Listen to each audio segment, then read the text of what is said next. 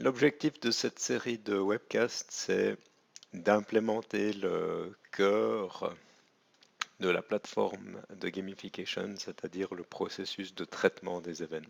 Donc on ne va pas implémenter tout le processus de traitement des événements, on ne va pas intégrer les règles dans cette étape, mais ce qu'on veut valider, c'est que c'est possible pour une application gamifiée d'envoyer des événements, que c'est possible ensuite pour la plateforme de gamification d'analyser ces événements, de retrouver l'application et l'utilisateur qui sont concernés par l'événement, et puis de manipuler l'état de l'utilisateur. Donc en principe, ce qu'on ferait, c'est que selon les règles, on donnerait des récompenses, on donnerait des points, on donnerait des badges. Ce qu'on va faire ici, pour pouvoir mettre en place le processus, on va ajouter sur l'utilisateur une notion de compteur d'événements qui va simplement être incrémenté de 1 chaque fois qu'un événement va arriver sur la plateforme et va concerner l'utilisateur en question. Donc, créer ce compteur ici va nous permettre de valider que la chaîne de traitement des événements fonctionne. Et puis une fois qu'on aura ça, on pourra greffer le système de règles.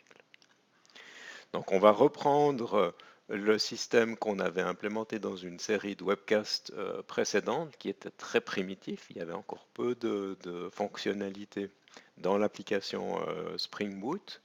Il y avait peu de scénarios dans notre spécification exécutable. On va repartir de ce point-là et puis on va rajouter maintenant la spécification et le code pour implémenter ce traitement des événements.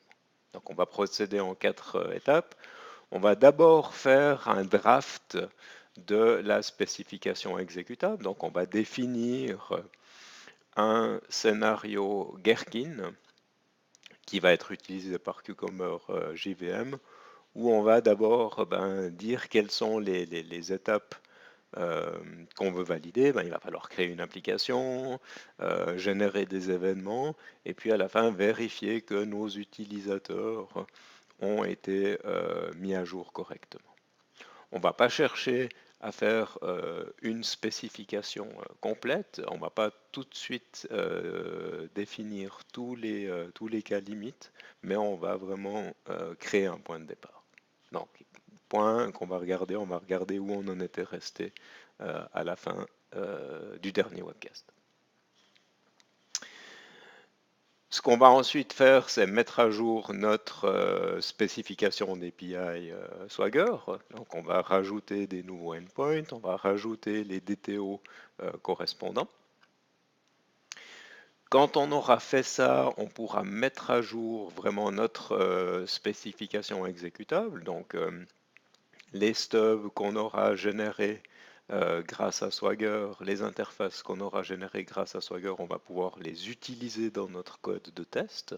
On va pouvoir exécuter nos tests automatisés et on va les voir échouer puisqu'on n'aura pas encore implémenté le cœur de la plateforme.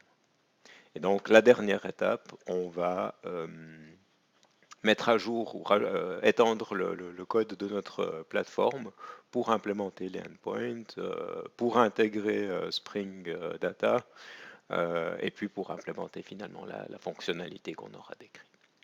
On verra, on pourra passer par ce cycle plusieurs fois pour rajouter des spécifications, des scénarios et puis adapter le code en fonction.